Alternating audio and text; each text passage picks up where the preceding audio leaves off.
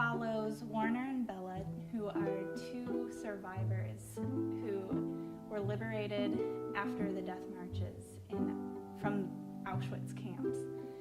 And this exhibit follows their stories, their interviews of their experiences throughout the whole process of deportation and all the way through the camps up until liberation and even life after.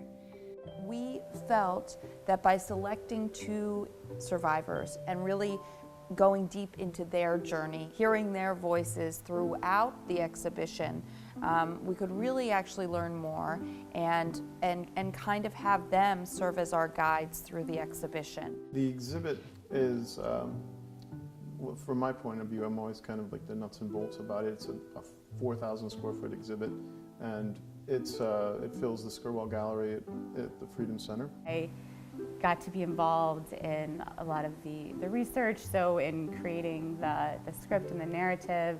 We knew that we couldn't start this exhibit with just Auschwitz, that we needed to show what had led to the creation of Auschwitz. And so that was where we were able to jump at the opportunity to bring in artifacts from the Stephen Cassidy collection. We were pulled in to use our skills and our resources, which were basically our wall systems, our talent to do AV editing, to do exhibit design.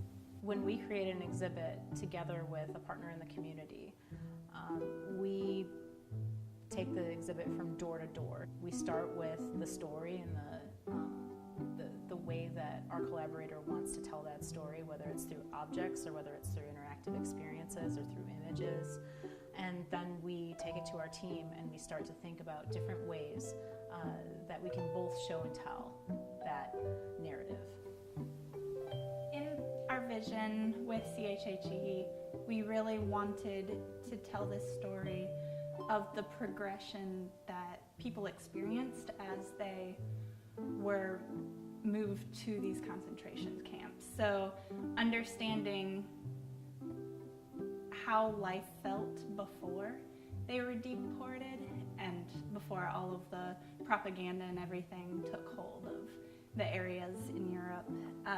And then also once you entered the concentration camp universe, how that could potentially feel. And I think with the graphic images included, it really brought that story to life.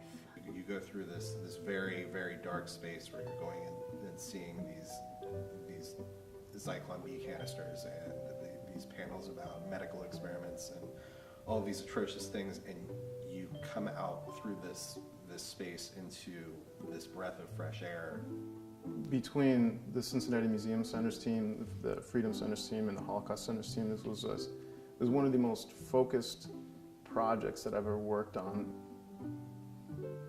Another part of working on this exhibit is that the material was so heavy that you had to look to the light moments and the humanity of it to be able to pull it off.